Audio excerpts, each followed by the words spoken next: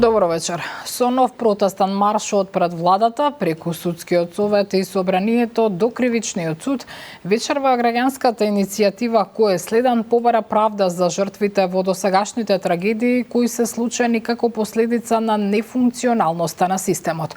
Повод за денешниот протест беше пресудата на Тетовскиот суд за случајот со прегазената 22-годишна Теодора Ристовска, а беа повторени и конкретните барања. Маршот го следеше Маја Стојановска. Секој еден може да е следен. Доста беше смрт и нема да молчиме. Беа дел од паролите на протестниот марш организиран од иницијативата Кој е следен, на кој стотина граѓани побараа правда и одговорност за трагедиите кои се случија во земјава изминатите години. Протестот започна пред владата, пошто граѓаните продолжија кон собранието.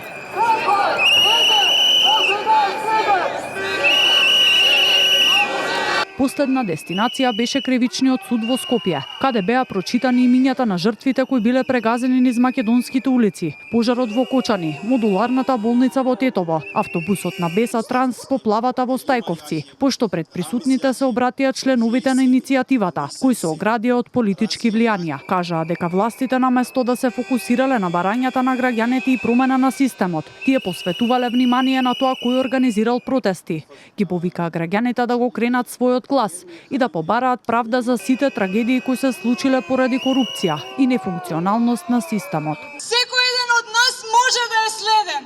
Толку постепено и етатно корупцијата и неморалот имаат пуштено корени во нашето општество, што изгледа не ни е јасно дека прва наменито и изгледа единствена опција е жабија супа. Не знам за вас, мене ми е доста. Време е да биде сервирано правда, безбедност и одговорност. Ако си гласен, си партија. Ако се организираш, си закана. Ако спомнеш жртва, ја злоупотребуваш. Ако молчиш, си нормален. Ма ние не сакаме да бидеме нормални во овој ненормален систем. Поговорите со 3-минутен молк и аплауз оддадоа почит на жртвите. Претходно семејството на Теодора Ристовска, која беше прегазена на пешачки премин во Тетово со огради од протестот, нејзината сестра на социјалните мрежи праша зошто протестот бил организиран во Скопје, а не во Тетово, и зошто нејзината мајка било одбиена да организира протест таму, но и дека било доста од иницијативи кои жртвите ги користеле како алатка за туги цели. Судскиот совет застана зад својот колега Ферати за пресудата за смртта на младата Теодора. Откако работна група го разгледа предметот, оттаму соопштија дека судијата не можел да изрече повисока казна за возачот по одлуките на апелација и врховен. Михајло Видемлиски. Судскиот совет не најде ништо спорно во пресудата на тетовскиот судија Елведин Ферати, со која му досуди 2-годишна затворска казна на Менсур Пајазити, кој смртно ја прегази 22-годишната Теодора Ристовска. Во образложението што го објави советот, откако 3-члена комисија направи увид во предметот, наведени се постапувањата на гостиварска апелација и намалувањето на правичната пресуда од 3,5 на 2 години затвор, откако вишата јавна обвинителка предложила делумно да се уважи жалбата на Пајазити. Потоа одлуката на врховен да го врати предметот на повторно судење, откако тој пак поднел жалба, и на крај одлучувањето на судијата Ферати во повторената постапка. Согласно членот 428 од Законот за кривична постапка, ако изјавена жалба само во корист на обвинетиот, пресудата не смее да се измени на негова штета во однос на правната оценка на делото и на кривичната санкција. Ставот на Судскиот совет е на иста линија со поддружницата на Сдруженијето на судии во Основен суд Тетово. Според нив, иако законот предвидувал максимална казна од 5 години за сообраќајка од небрежност со смртни последици, судијата не може да одреди поголема казна од 2 години, поради одлуките на гостиварска апелација и Врховен суд во претходната постапка. Судијата во повторената постапка обвинетиот го осудил со максималната дозволена казна затвор, имајќи ја предвид забраната за менување на полош, како начело предвидено во Законот за кривична постапка. Во ситуација кога побарање на обвинетиот Врховниот суд ги укинал пресудите и предметот го вратил на првостепениот суд на повторно одлучување, и поради оваа забрана, новата пресуда не смее да се измени на штета на обвинетиот, ниту во однос на правната квалификација на делото, ниту во однос на кривичната санкција. Семејството на Теодора претходно преку отворено писмо изрази благодарност на премиерот Мицкоски за, како што велат, поддршката и навремената реакција. Изразија очекување судскиот совет адекватно да реагира за пресудата, која оценуваат како скандалозна и срамна одлука, а изразуваат и сомнеш дека е резултат на политика, мито и корупција. Но по денешниот извештај од судскиот совет, единствената надеж за корекција на пресудата сега е во апелација, доколку обвинителството одлучи да поднесе жалба. МВР поднесе кривични пријави против 43 лица кои со различни действија на компјутерски измами, фалсификување исправи и злоупотреба на лични податоци учествувале во повеќе кратни измами на граѓани со брзи кредити, преку кои подигнале околу 50.000 евра. Еден од нив е службено лице вработен во Фондот за здравствено осигурување кој им давал податоци на останатите во криминалната шема. Дел од осомничените спротивно на условите утврдени со закон и без согласност на граѓаните користеле туѓи лични податоци, правеле лажни јавни исправи и преправале вистински јавни исправи со намера таквите исправи да се употребат како вистински.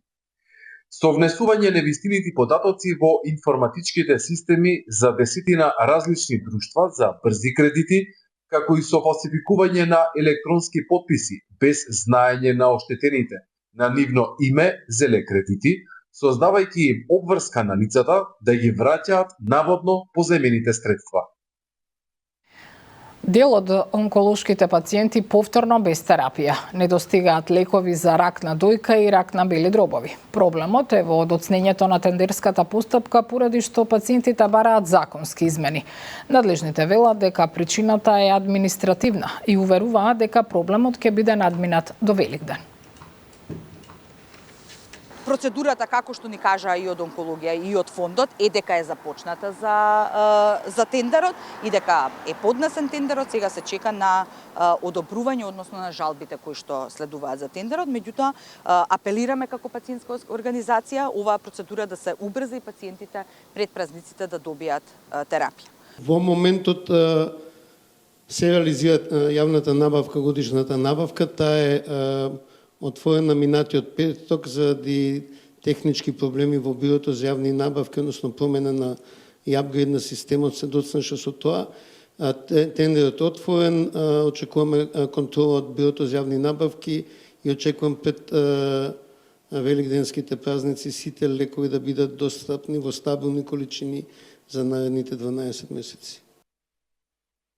Европската Унија ветува разни прозорци на можности, но испораката не достига, порача шефот на дипломатијата Тимчо Муцунски во обраќањето на Делфи економскиот форум во Атина. На маргините се сретна и со неговиот колега Гера Петритис, а помош за надминување на билатералните проблеми во Скопје понуди унгарскиот министер за европски прашања. Проширувањето на ЕУ со Западен Балкан не е само неопходно за Унијата од економски и трговски причини, туку и за политичка и безбедносна стабилност на европскиот континент, порача шефот на дипломатијата Тимчо Муцунски на панел дискусија на Делфи економскиот форум во Грција. Според Муцунски, Македонија одамна заслужила да почне преговори со ЕУ, но она што недостасува е Унијата да ги исполни ветувањата кои ги дала на Македонија и земјите од регионот. Сојазот меѓу обврските и испорачувањето од Европската Унија кој постои во моментов се овозможува поголемо влијание од Русија, Кина или слични актери, изјави македонскиот министар. As many of you know, we have been victims to bilateral criteria over and over again. We are a nation that is geographically in Europe. We are a nation that on the basis of values is in Europe. A nation that has to do a lot more on its path towards EU membership, but a nation that has deserved in the past to open accession negotiations. This is a term that is very often used. Now is the window of opportunity. Now you have the momentum. But the delivery on the EU side is what has been lacking. Со порака дека Македонија одамна требаше да биде во ЕУ, смета и унгарскиот министер за европски прашања Јанош Бока, кој е во дводневна посета на Скопје. Тој ја нагласи одличната соработка со македонската влада, додавајќи дека Унгарија ќе ја пружи сета помош за да помогне во процесот за евроинтеграција на земјава. Hungary supports unconditionally and fully the European integration process of North Macedonia. and I am here to find out how we can cooperate even stronger and even closer on the path of North Macedonia to the European Union. Accession process should be an objective and merit-based process. The Republic of North Macedonia has been a candidate country since 2005.